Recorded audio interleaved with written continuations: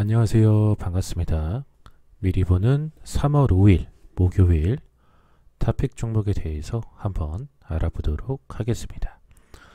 우선 전일 특징주 점검 먼저 해볼 텐데 상승한 종목 먼저 알아보도록 하겠습니다. 첫째, KF 같은 경우에는 경영권 분쟁 본격화 전망에 상한가가 가는 모습이 나왔고요. 둘째, 대한방직 같은 경우에는 사모투자 합자회사 투자 결정 속에 급등하는 모습이 나왔습니다. 셋째, AD 테크놀로지 같은 경우에는 RTL 설계 전문 업체 이글램 지분의 100% 인수 결정했다라는 소식에 급등하는 모습이 나왔습니다.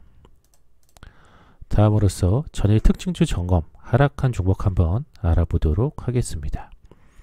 첫째, 캔코아 에어로스페이스 같은 경우에는 투자주의 종목으로 지정되며 약세를 보였고요.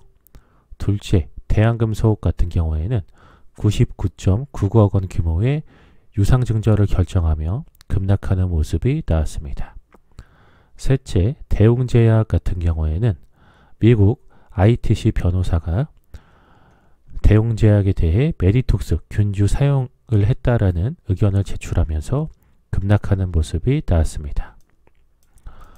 다음으로서 3월 5일 목요일에 관심 갖고 봐야 될 섹터 및 종목 알아보도록 하겠습니다.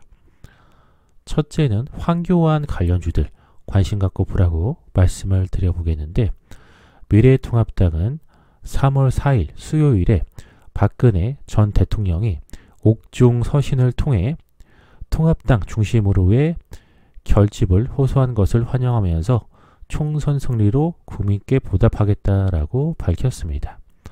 통합당 황교안 대표는 입장문을 내고 옥중에서 오랜 고초와 고통에 시달리면서도 무너져가는 대한민국을 걱정하는 그 마음이 절절하게 느껴지는 서신이라며 기존 거대 야당을 중심으로 문재인 정권을 심판하고 반드시 이번 총선에서 승리해서 무능한 정권의 폭정을 멈추게 해야 한다는 말씀이라고 의견을 밝혔습니다.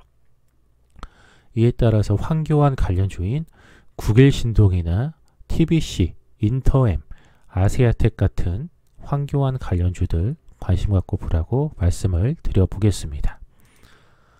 두 번째는 OLED 관련주들 관심 갖고 보라고 말씀을 드려보겠는데요. 삼성증권은 보고서를 통해 16년도에서 17년이 OLED의 외판 확대를 기반으로 한 첫 번째 성장기였다면 올해는 플렉시블 패널 확대를 기반으로 한 두 번째 성장기가 될 것으로 전망을 했습니다. 올해 OLED 스마트폰 패널 출하량은 전년 대비 23% 성장한 5.9억 원대가 전망된다며 특히 폴더블 폰을 포함한 플렉시블 기판의 스마트폰 패널 출하는 동기간 71% 늘어난 2.8억대로 예상을 했습니다. 한편 OLED 스마트폰의 비중은 2018년도 26%에서 2020년 41%까지 확대될 것으로 전망되는 가운데 특히 화웨이와 애플의 공격적인 OLED 비중 확대가 부각될 것으로 분석을 내놓았습니다. 이에 따라서 OLED 관련주인 제이스텍이나 LT 베큐um, HB 테크놀로지, 필 옵틱스 같은 종목들 관심 갖고 보라고 말씀을 드려보겠습니다.